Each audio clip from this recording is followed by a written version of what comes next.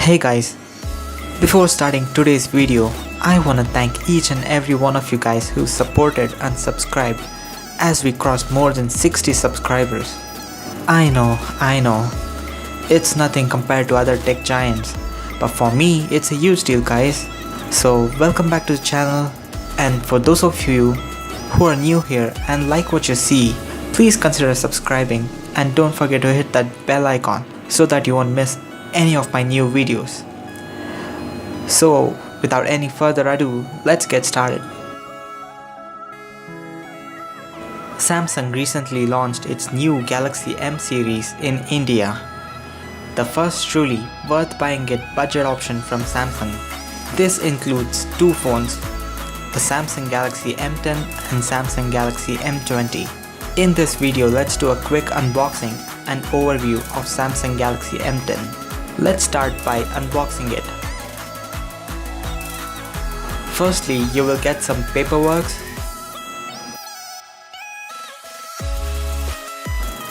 the Samsung Galaxy M10 smartphone. I'll just keep this aside and let's see what else do we get in the box. A 5V 1A charger which charges the phone very slow in today's standard. A USB to microSD data cable and a SIM card ejector. The body is built from plastic and has a glossy finish. The phone just weighs around 163 grams and has 7.7 mm of thickness and feels good to hold. Now let's boot up the phone and take a look at what's inside. Let me finish setting up the phone. Meanwhile, let's take a quick look at its specifications. The Samsung Galaxy M10 is powered by Exynos 7870 processor paired with 2GB and 3GB RAM options. The display features a 6.2-inch HD Plus Infinity V display panel along with the 2.5D curved glass and a 19:9 aspect ratio. It comes with a 16GB and 32GB of internal storage options, both of which are expandable via microSD card up to 512GB. Samsung has provided a dual rear camera setup on the Galaxy M10 that includes a 13MP primary sensor along with f1.9 lens and a 5MP secondary ultra-wide sensor. For selfies, there is a 5MP camera inside the Infinity V notch at the front. The phone supports dual SIM with dual voice over LTE and runs Android 8.1 Oreo on top of Samsung Experience UI 9.5. The phone also comes with a micro USB port and packs 3400 mAh battery. The power button and volume rockers are located at the right side. At the top, you will find the secondary mic for noise cancellation. At the left, you will find the SIM card tray which can house two 4G SIM cards and a microSD card up to 512GB. At the bottom, you will find a 3.5mm headphone jack, a micro USB for charging, and a primary mic. The front houses an in-call speaker and a 5MP f2.0 camera and a proximity sensor. The speakers are located at the back side of the phone along with the dual cameras. The phone does not come equipped with a fingerprint sensor, and the only way you can secure your device biometrically is using the face unlock. The face unlock is accurate and takes around half a second to unlock the phone. And as you can see, every time we lock the screen, the lock screen wallpaper appears to change. The phone used in this video is a 3GB 32GB variant, and out of that 32GB, we'll roughly get around 23GB free space. The phone comes with Android 8.1 Oreo out of the box on top of Samsung's Experience UI 9.5, which does not lag in any way and gives a premium user experience. The phone is also equipped with three sensors: accelerometer, proximity sensor, and a light sensor. Now coming to the camera department, in the rear there's a 13+5MP setup where primary camera is 13MP with f1.9 aperture and the secondary 5MP wide-angle lens. The stock camera app has several options like panorama, pro, stickers, live focus option where you can get the bokeh effect and can record videos with maximum resolution of full HD. There is also a button on the bottom left which is Samsung's version of Google Lens, which as you can see does pretty much the same thing. Now let's take a look at some of the samples.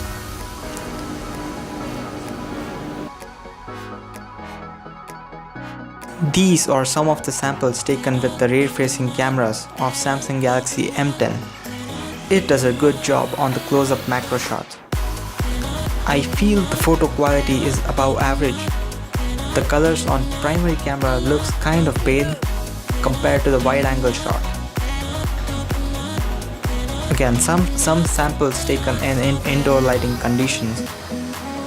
This is shot on normal mode and the same shot on wide-angle lens. The wide-angle lens looks interesting as it covers more of the shot. The live focus only works on people and not on any other objects, even though edge detection needs some improvements. The pictures from the front-facing camera also looks good. The portrait from the front camera also looks good. Now coming to the video side of things.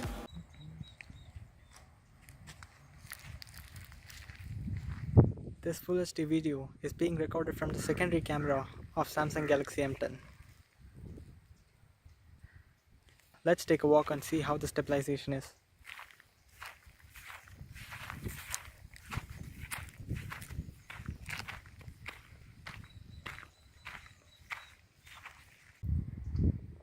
Let's take a walk and see how the stabilization is.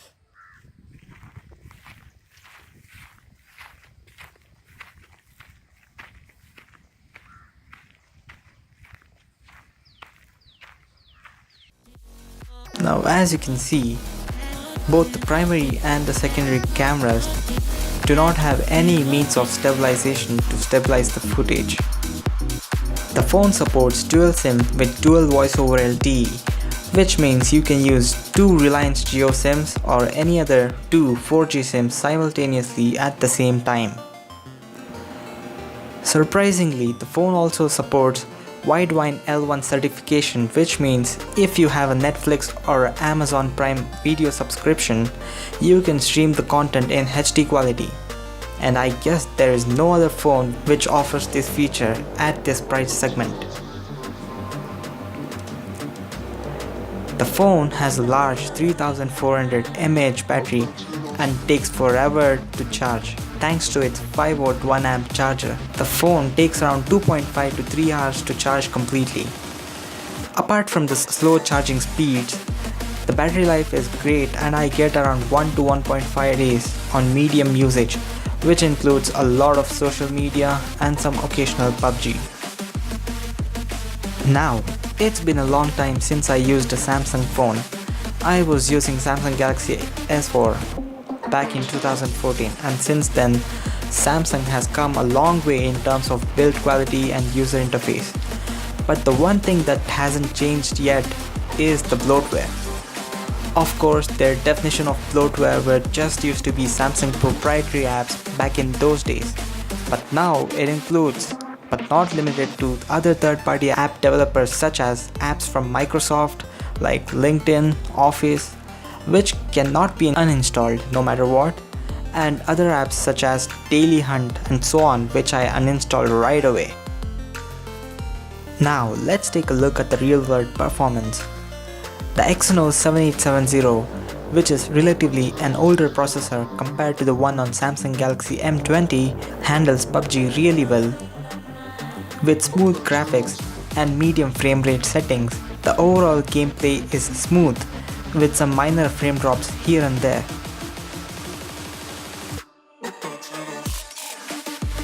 Coming to the Geekbench score, let's see how the Exynos 7870 scores and compare it to Snapdragon 625 processor.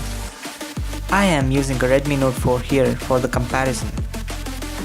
The Exynos 7870 on Samsung Galaxy M10 scores 724 single core and 3634 multi-core, which is similar to that of Geekbench score of Snapdragon 625 on Redmi Note 4. The Samsung Galaxy M10 is available only on Samsung.com and Amazon.in.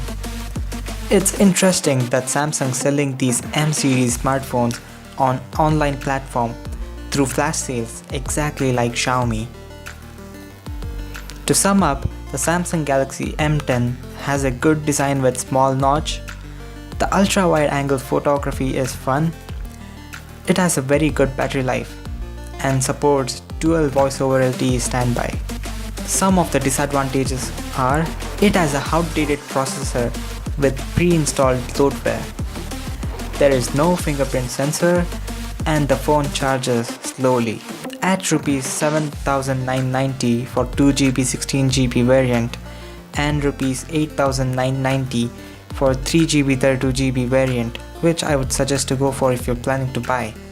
And the brand name that Samsung has, I guess this is a good deal from Samsung.